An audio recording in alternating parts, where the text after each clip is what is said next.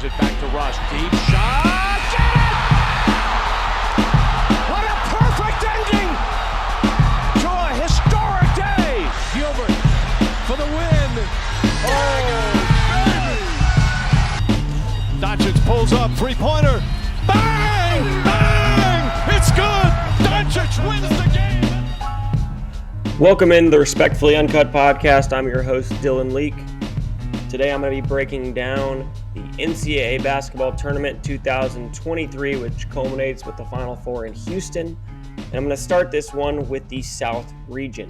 So how this is going to work, I'm going to go ahead and break down each of the games and give you a pick for each game, give you some key factors in what will determine the game, and I'll go ahead and give you who I think has the best chance to come out of the region.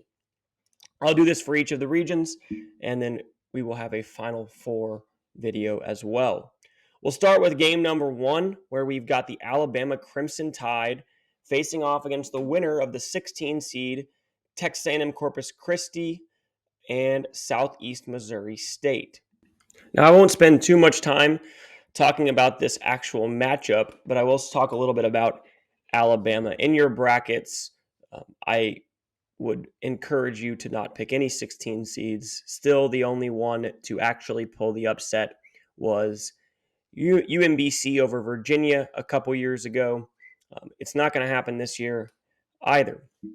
In this matchup, Alabama is going to overwhelm whoever they play. I believe Texas A&M Corpus Christi is the better team here. One key factor, if you're looking to bet on the initial first 4 game between the Islanders and the Redhawks, is the point guard for Texas A&M Corpus Christi actually was injured in the conference championship against Northwestern State. After he went out, they dug themselves a 20-point deficit and were able to come back without him and pulled out a close game late against a pretty good Northwestern State team in the Southland Conference.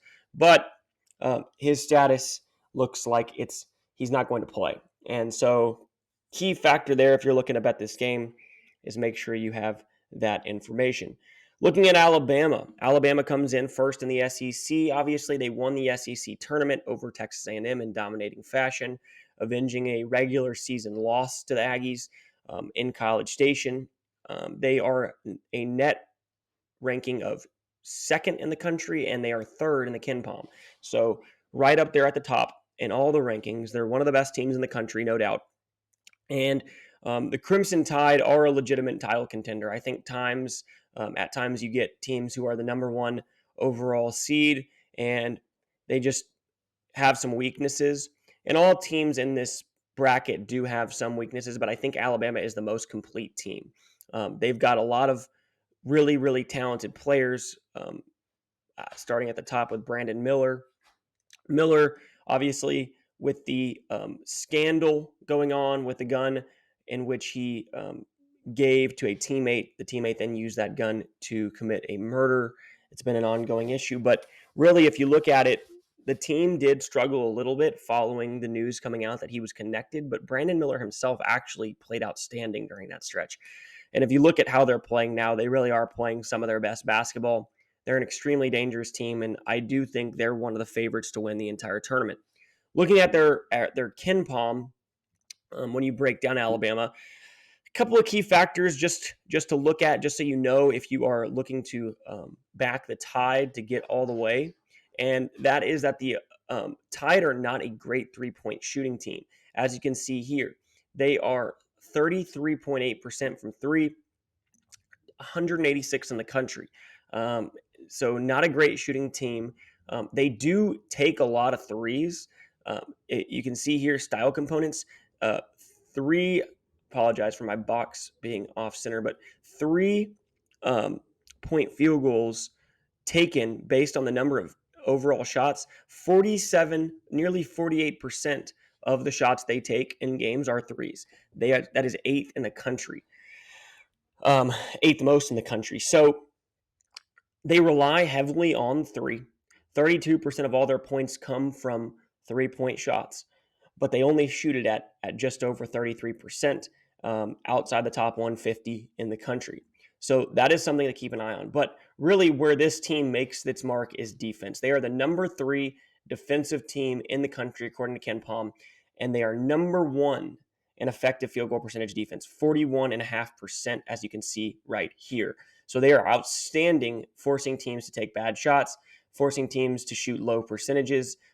You saw a very hot Texas A&M Aggie team go into the SEC title game and had already defeated Alabama once in the season, and the Tide really shut down the Aggie offense. They're third defending the 3, first defending the 2. Really, really an outstanding team in terms of defending shooting percentages. They don't do a fantastic job of turning you over, actually outside the top 300 in turnover percentage against, right here at 305. So the Tide, they do have a complete team. They're a very good defensive team, third in defense, 19th ranked offense. They play at a super fast pace, fourth in the country in adjusted tempo.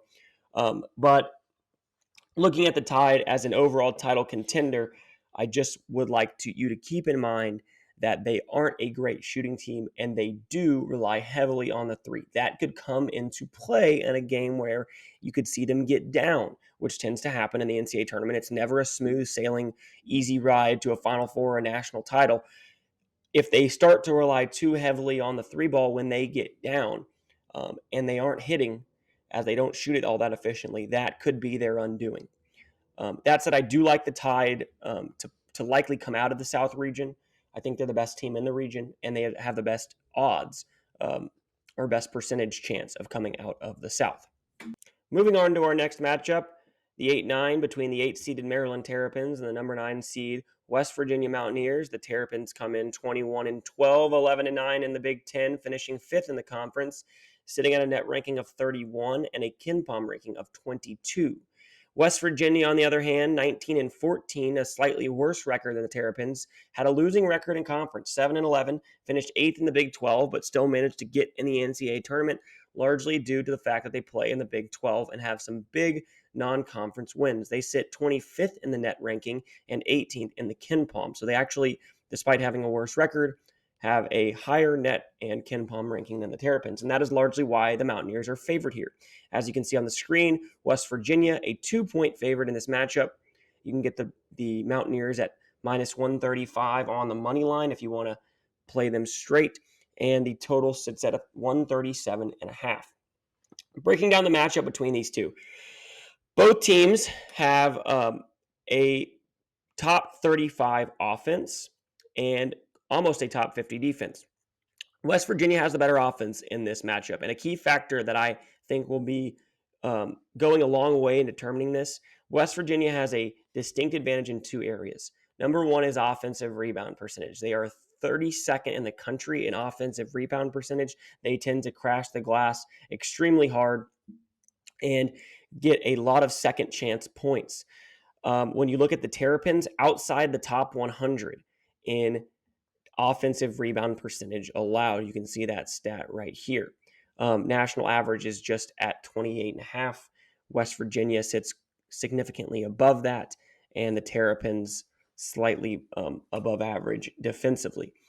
Another key stat here is free throw rate. If you look right here at the KenPom rankings, West Virginia is 20th in the country at getting to the free throw line, and they shoot it pretty decently when they get there, 74.1%.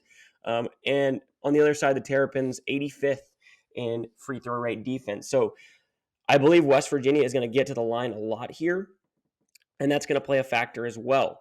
Looking at shooting the ball, the Terrapins do not shoot it well. 221st in the country in three-point percentage. They shoot it at 33%.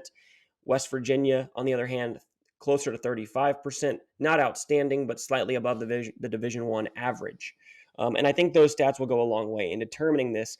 Looking at the other side of the ball, the Maryland offense versus the West Virginia defense, they do have a slight advantage. Maryland comes in the 35th ranked offense according to KenPom. West Virginia is 52nd in that regard defensively. But when you look at the Terrapins, they are not a great shooting team. They're outside the top 150 in effective field goal percentage.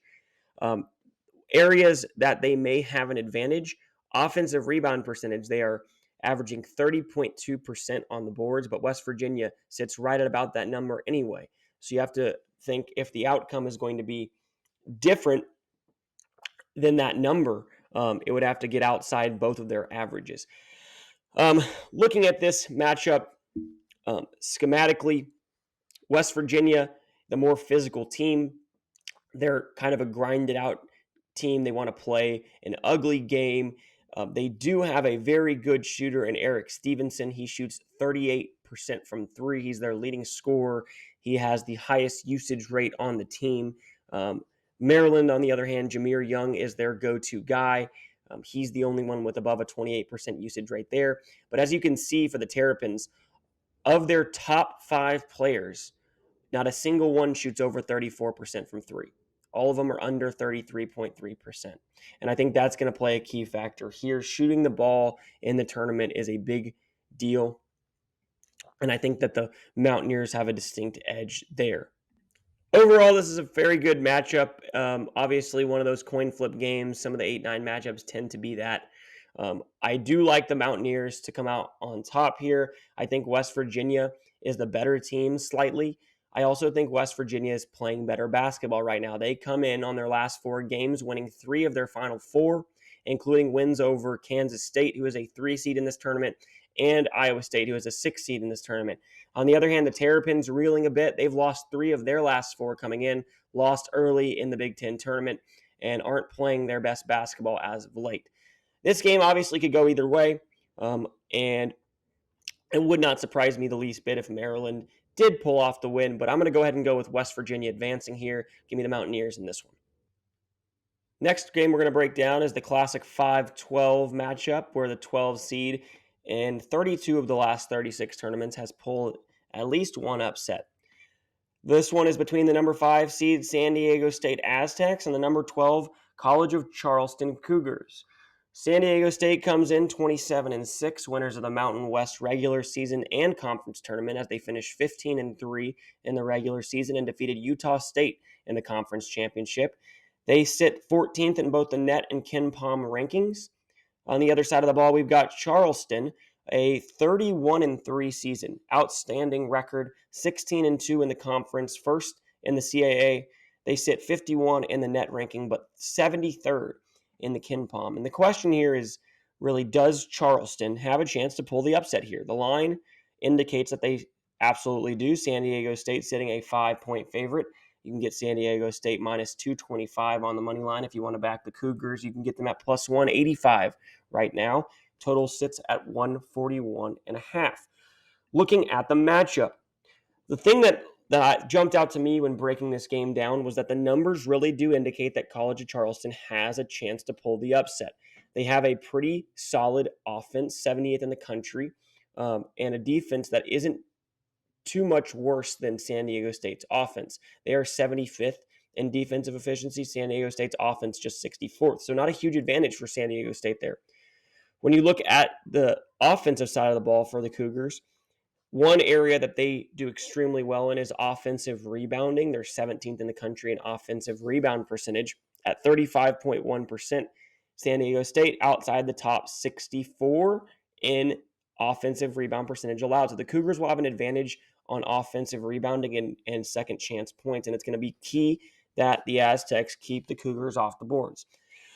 But I do think when looking at this comes down to a couple things, and it's why I actually like San Diego State in this matchup. San Diego State last year was embarrassed in the tournament. They came in the higher-rated seed and absolutely were destroyed in the first round. They shot the ball horribly, lost by double digits. It was one of the worst offensive performances in the tournament that I've seen in a long time. They come into this one highly motivated, chip on their shoulder. They want an NCAA tournament win. They've been the best team in their conference all year, and they are not content with just getting to the tournament. You look at Charleston, on the other hand.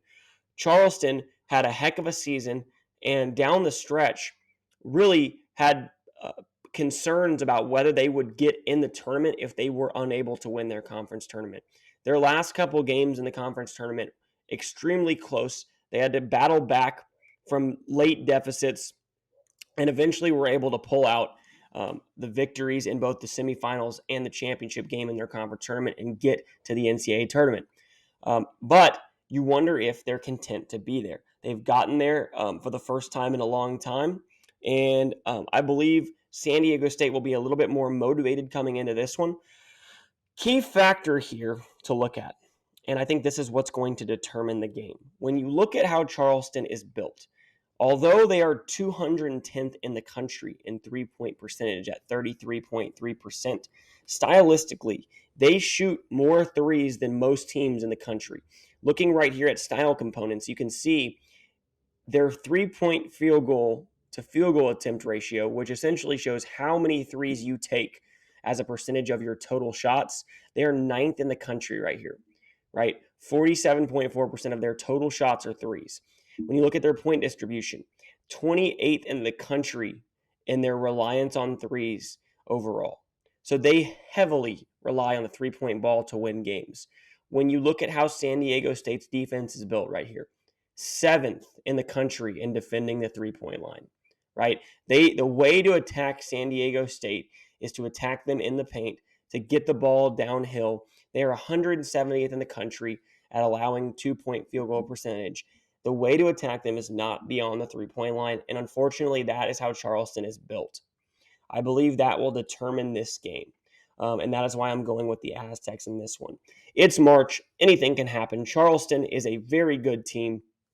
And I do believe they have a shot to pull the upset. But I think if you're looking for a 5-12 upset, it'd be better to look elsewhere. One key factor I will say for Charleston is this kid named Ryan Larson right here, number 11. He's a 6'1 guard, and he was key down the stretch in their comebacks in the semis and conference championship. He made some big-time plays for them down the stretch, hit some huge threes.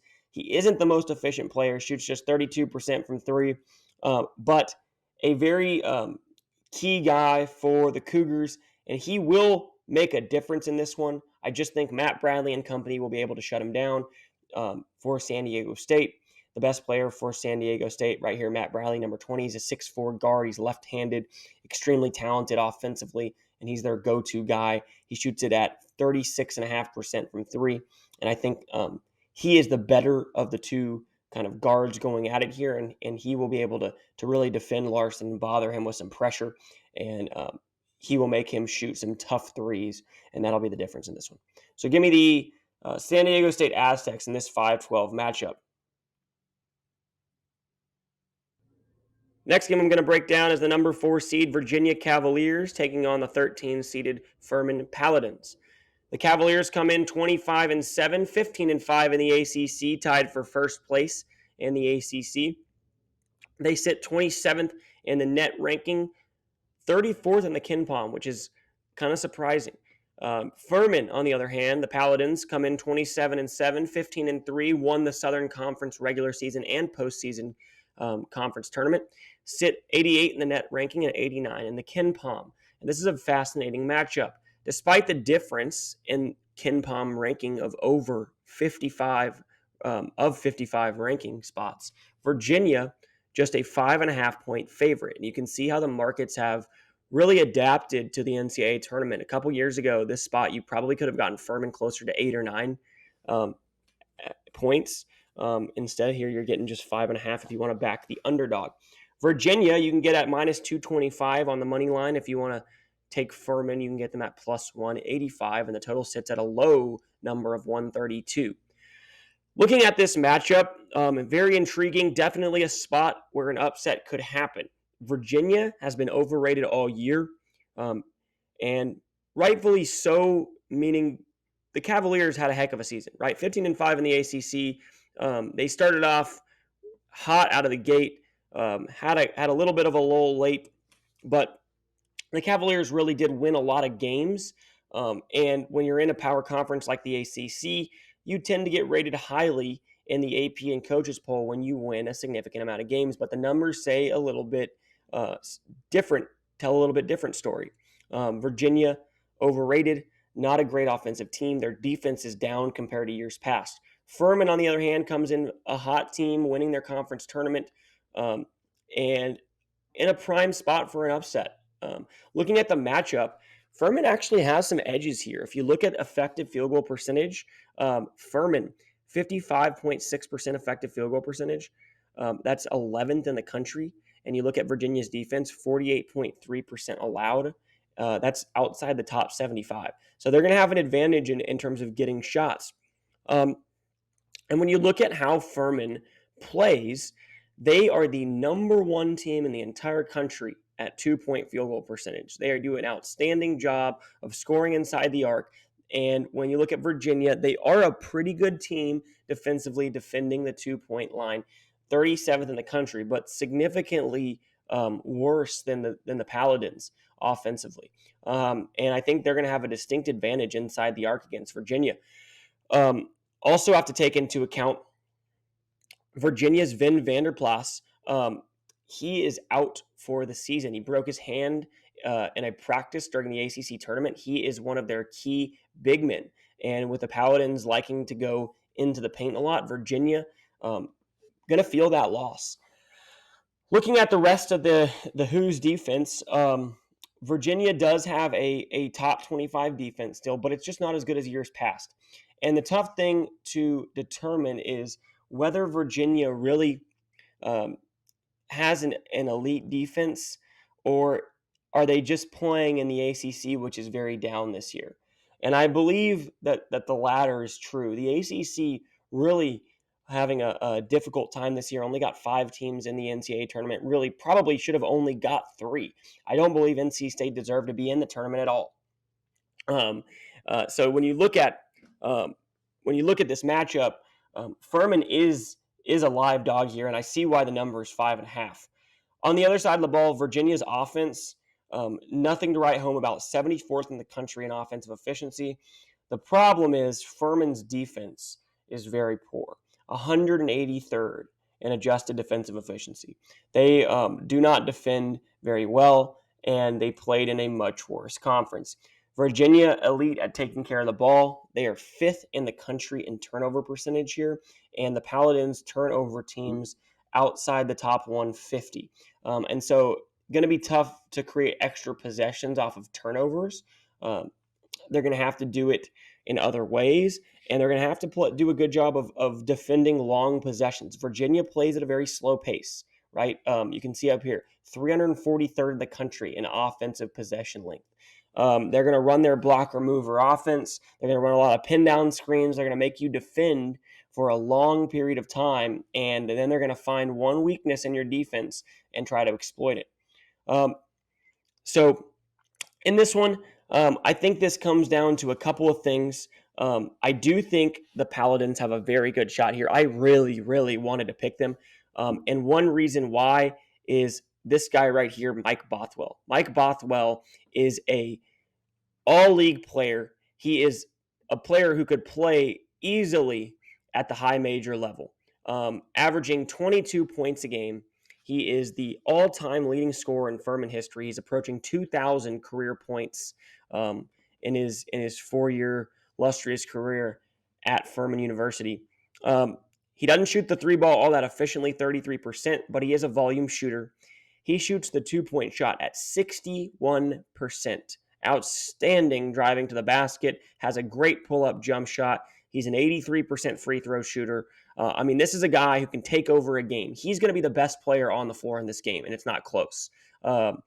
Virginia has nobody near the level of Mike Bothwell offensively. The question is, can the Paladins score enough on Virginia to offset their poor defense? That's the difference in this game. If I was betting man and had to take this, I would lean towards the Paladins on the spread, getting 5.5 points, because I could see this being an absolutely tight matchup. That said, I'm going to lean very slight lean towards Virginia. I just think Virginia's defense is something that's really difficult to prepare for if you've never seen it before. They play that pack line defense. They force you to the middle. They're in the gaps heavily, and they really make you shoot the 3-ball. And that's not what Furman does. They like to get to the rim, and it's going to be really tough to get into the gaps against Virginia. So I'm going to take the Cavaliers in this spot for my bracket, but I'm going to back Furman on the spread at plus 5.5. Next game I'm going to break down is the number 6 seed Creighton Blue Jays taking on the 11 seed NC State Wolfpack, the Cardiac Kids. as they were called back in the 70s. Creighton comes in 21-12, 14-6 in the Big East, finishing third in the conference, sitting 17 in the net ranking system and 13th in the Ken Palm. On the other side of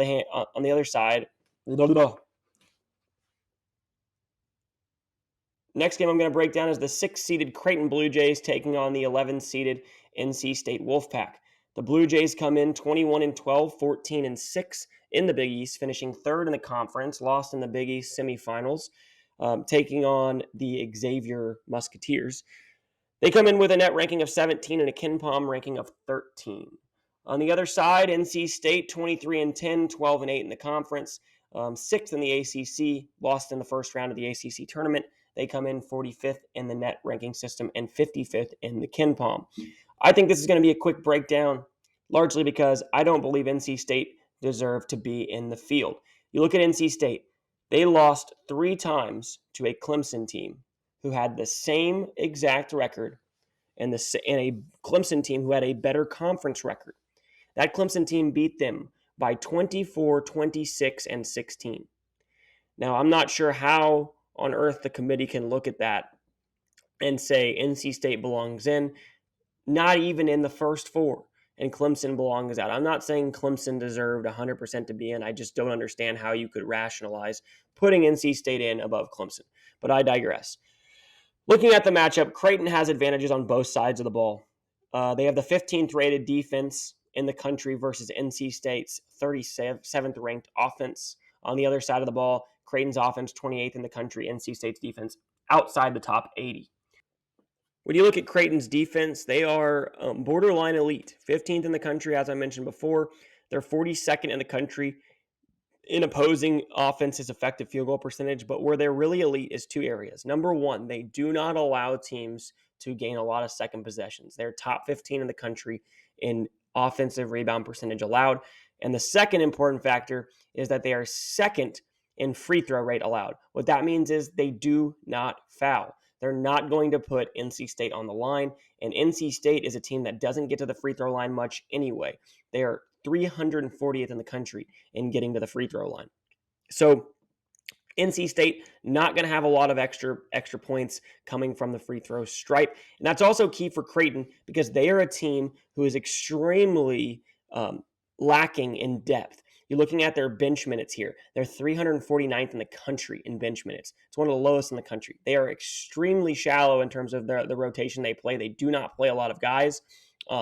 Looking at all the players on Creighton's roster, they have one guy who comes off the bench who has a usage rate above 14%. So extremely important that Creighton maintains that ability to not foul so that they don't have to go into their bench deeper than they normally do. I think Creighton will do a good job defensively against NC State. NC State is a team that really relies heavily on their guards. Jarkel Joyner and Traquavion Smith, they both take a ton of threes. They are similar to Baylor in the sense that they take a lot of bad shots and play a lot of ISO basketball. 325th in the country in assist percentage. So they don't get a lot of field goals off of assists. And that's a tough way to beat Creighton.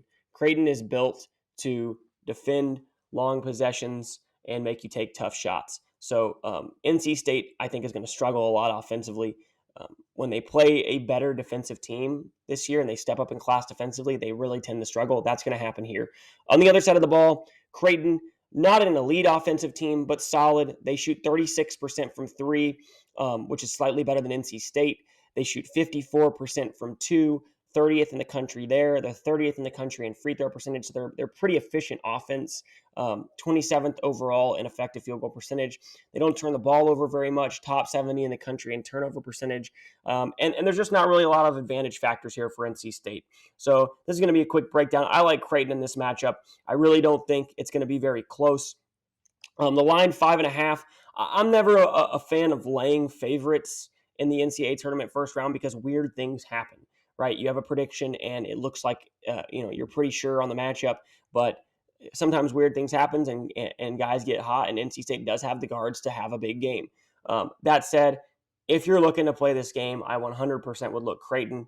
I won't be touching this one, but I like the Blue Jays at -5.5 if I had to pick. Next game we're going to break down is between the number 3 seed Baylor Bears and the number 14 seed UC Santa Barbara Gauchos. The Bears come in 22-10 in the regular season, 11-7 in the Big 12, finishing 4th in the conference. They sit at a 15th rank in both the net rankings and the KenPom. On the other side, we've got the Gauchos of UC Santa Barbara, 27-7. They went 15-5 in the Big West, had a heck of a year, won the regular season Big West title, won the conference title, obviously, to get in as an automatic qualifier and punch their ticket into the dance. They obviously sit significantly lower in rank, net rank of 100 and KenPom rank of 102, and they have not played a quad 1 game all year, as you can see on the screen. Betting wise, the Bears are a 12-point favorite. That number I had on the screen a little earlier. The line had moved quite a bit. It's moved back since. I've seen it as high as 12. I believe it's currently 10.5. I saw it get as low as 10. Breaking down a couple of the key factors associated with this game, we'll go ahead and pull up the KenPom breakdown. Baylor, the second rated offense in the country, versus UC Santa Barbara, 163rd in overall defensive efficiency according to KenPom. So big mismatch there. And the Bears are going to lean largely on their guards in that matchup. LJ Cryer, Adam Flagler, those two guys, along with Keontae George, are kind of a three-headed monster. Jalen Bridges has been contributing lately, and that's helped them a lot as well. But the Bears really don't have this massive advantage like you'd think. They are a significantly better three-point shooting team than the Gauchos. They shoot it at 37.2%. That's 32nd in the country. The Gauchos outside the top 100 in three-point percentage. It's not poor. They shoot it at 35.1%, but significantly lower than the Bears. Another key factor for Baylor that's going to be important if they want to win this game, and that is going to be offensive rebounding. They are 18th in the country in offensive rebound percentage at nearly 35%. On the other side, the Gauchos outside the top 70 in offensive rebound percentage allowed to opponents. So if the Gauchos want to stay in this game and have a chance, they are going to need to make sure Baylor doesn't get multiple opportunities at offensive rebounds and putback buckets. Looking at the Gauchos on the other side, they're a pretty efficient team. They're 31st in the country in effective field goal percentage. But the real issue here on this side of the ball is not the amazing UC Santa Barbara offense, because it's not great, but it's good.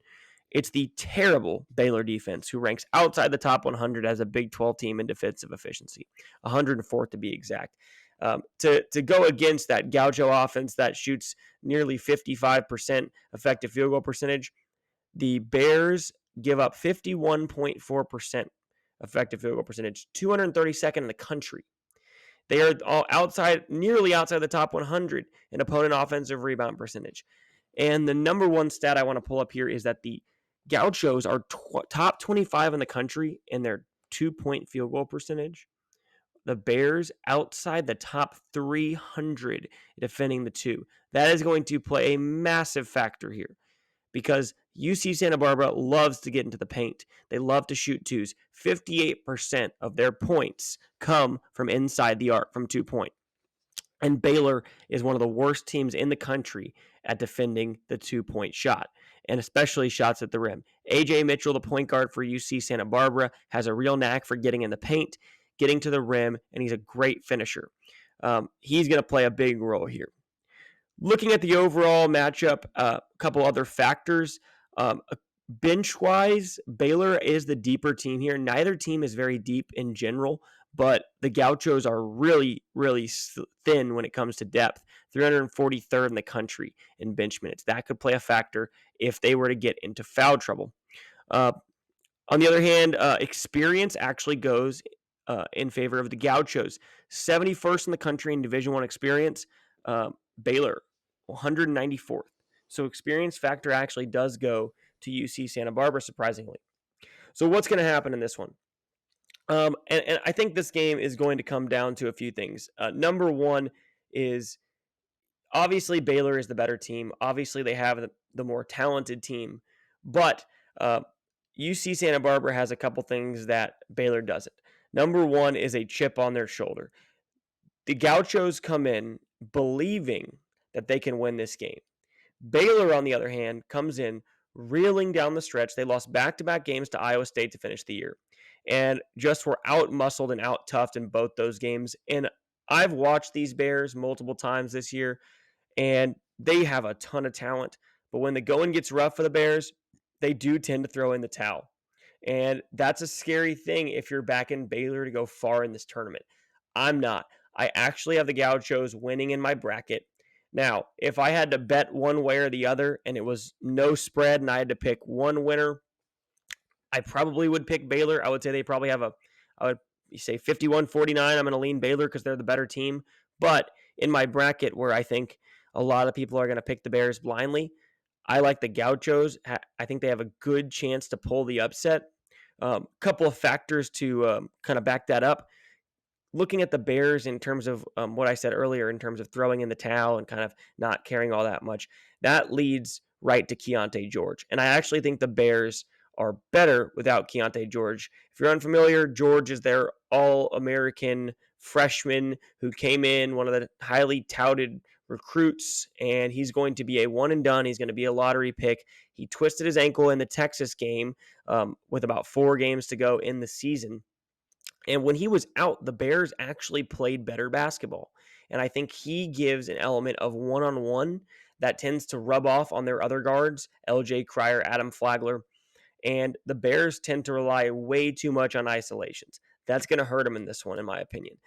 If you rely on isolations and you rely on tough shots, inconsistency is an inevitability. Just going to happen. You're going to be inconsistent. We've seen that from the Bears all year.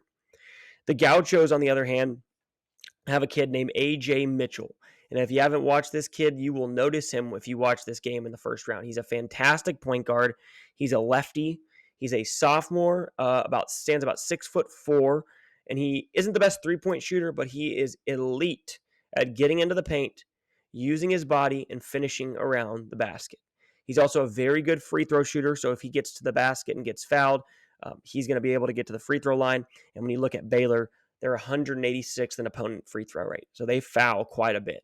And the Gauchos, although as a team, just about average shooting the free throw. You look at A.J. Mitchell, and he is 83% from the free throw line, so very good shooter. I also like the Gauchos coaching staff a lot. Joe Pasternak, outstanding coach. He's going to be a high major coach very soon. Very energetic guy, extremely smart. He will have a great game plan. He's going to know to attack the Bears in the paint and at the rim. And I think that's what the Gauchos do. Because of that, I'm going to go ahead and pick the Gauchos to win this game. I will be taking them in my bracket, and I do already have a wager down on them at plus 12. I like them with any points above 10. Double digits in the first round against a team that's inconsistent shooting the ball. I will take that all day. Maybe even sprinkle some on the money line. So that's our breakdown for this game between Baylor and UC Santa Barbara, and hopefully the Gauchos get it done. Next game I'm going to break down is the number 7 seeded Missouri Tigers facing off against the number 10 seed Utah State Aggies. Missouri, out of the SEC, finished 5th in the conference, 24-9, 11-7 in the conference, sitting at a net ranking of 42 and a KenPom ranking outside the top 50, 51. Looking at Utah State, 26-8 in the Mountain West, 13-5, finished 2nd in the conference behind San Diego State, who they lost to all 3 times they played them, including in the conference championship. They sit at a net ranking of 18 and a KenPom ranking of the same. I actually, looking at the line, believe that the wrong team is favored here. I think Utah State is the better team. They're obviously significantly higher rated in both the KenPom and the net ranking, and I believe this line has a lot to do with the conference pedigree. And I do understand that.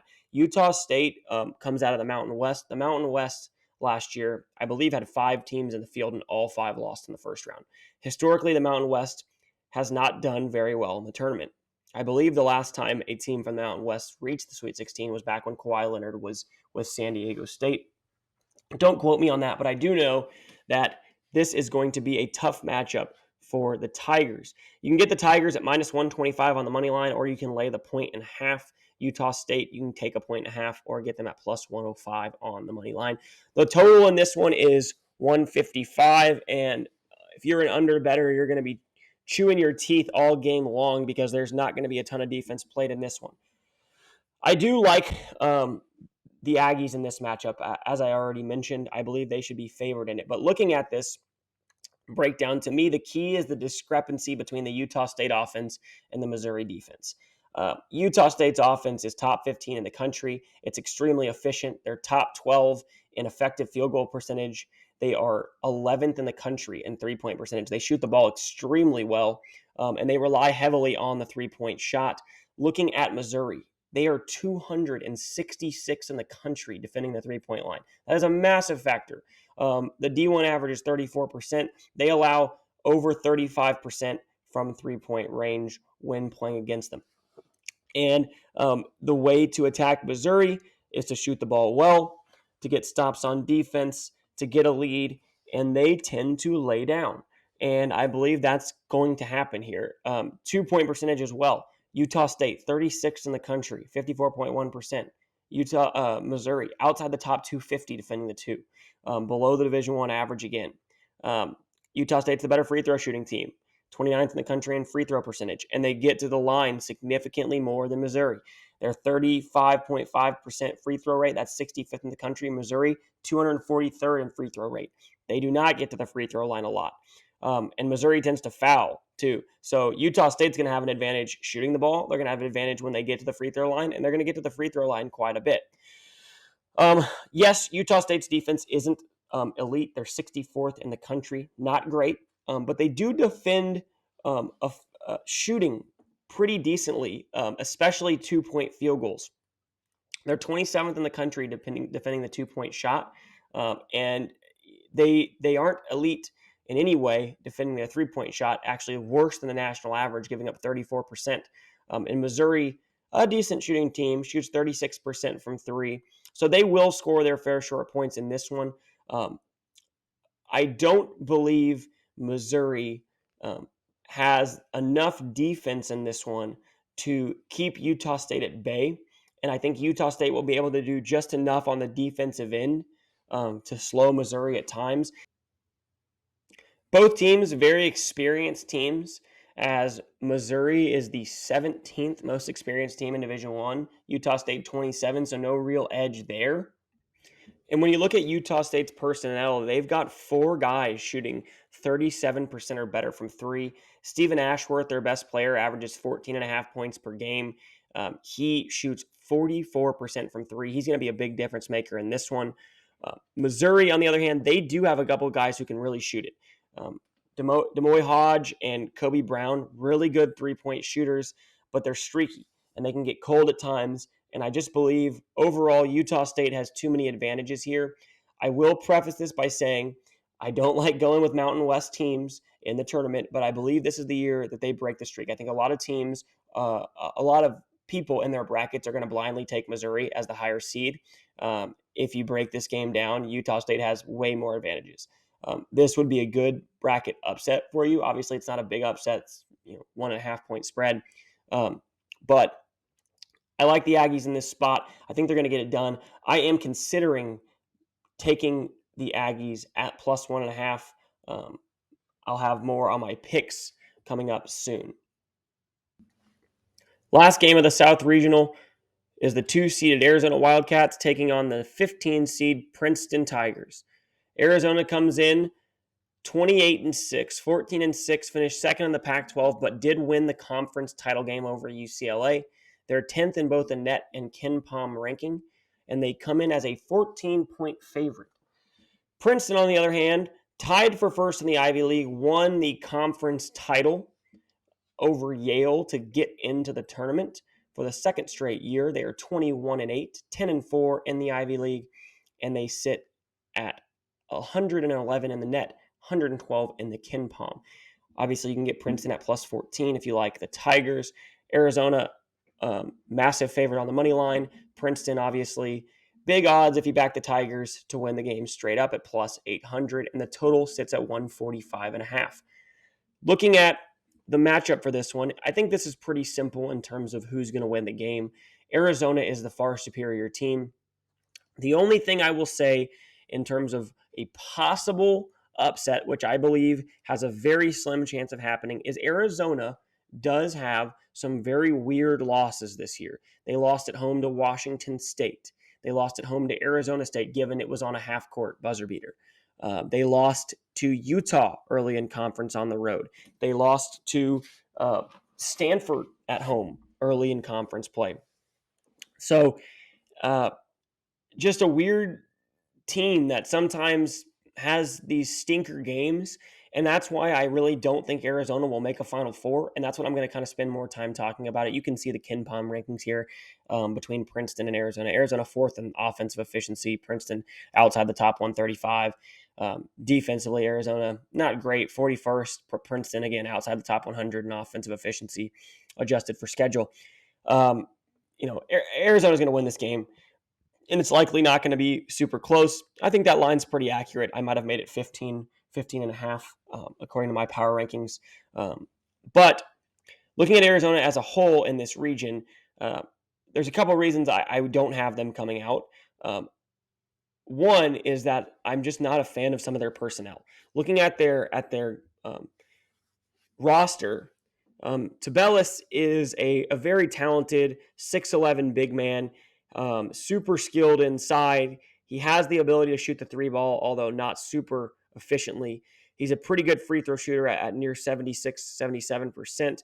He's close to 60% from twos. But my issue with him is that he just randomly, like the team, Arizona as a whole, has these games where you just scratch your head and you wonder how he is playing so poorly. And I think that's why Arizona has had times where they've lost to teams that aren't great. And it's tough in an NCAA tournament when you have to make a run and have a lot of consistency when you have guys who just aren't the most consistent players. Looking at the other side of the ball, the back court, Courtney Ramey transfer from University of Texas. As a UT fan, I had the painful privilege of getting to watch Courtney Ramey over the past couple of years. And he has, I will give him credit, he has had one of his better seasons, and he has started to adjust more to his role on the team. But he just has these games where he becomes a guy who thinks he is the go-to scorer. He shoots shots off the dribble. He takes tough shots, and it can really cost them when he gets in that mindset. And because of those two guys, I just think the consistency factor with Arizona is going to be a problem. I see them getting upset somewhere, possibly. And if they don't, I just don't see them getting past a really complete Alabama team. The path for Arizona, in my opinion, would be they get through the first three rounds and Alabama somehow gets upset. If that were to happen, Arizona would have a shot to get to the Final Four. But I just don't see it happening. I don't think the Pac-12 as a whole was a great conference this year. I think that's shared by most people. And even in the final championship game, came down to the last possession against UCLA, and UCLA is missing their second leading rebounder and their best defender. So I just don't think Arizona's a deep tournament team in terms of a Final Four run. I do have them in my Elite Eight, but that's purely on the fact that I just like their break in the bracket. You look at the teams they're going to have to play. Utah State or Missouri in the second round is a pretty favorable matchup for them. And you look at the top half, Baylor, really probably an overseeded 3 seed. Don't think they're going to make a deep run. Creighton is a good team, but has very little depth and doesn't match up that well with Arizona because they have Kalkbrenner inside, who's a 7-footer, and Turbellis is better than him. So really, the bracket just breaks well for Arizona, which is why I have them going to my Elite Eight. But I just don't see them getting out of that Elite Eight game against Alabama unless the Tide get upset before that game. So go ahead and I would take the Arizona Wildcats in your bracket. Pretty easy pick there, but caution yourself if you have Arizona going to the Final Four. That'll wrap up the South breakdown for this NCAA tournament. I'll have breakdowns of each region going forward here, all leading up to the Final Four in Houston, where we will crown one champion. It's going to be a fun weekend. My favorite weekend of the year, the most fun weekend in sports, if you ask me. Hope you guys enjoyed the breakdown, and hope you guys win your brackets and have some fun watching the games. find some value on some games and maybe make some money. Good luck, guys.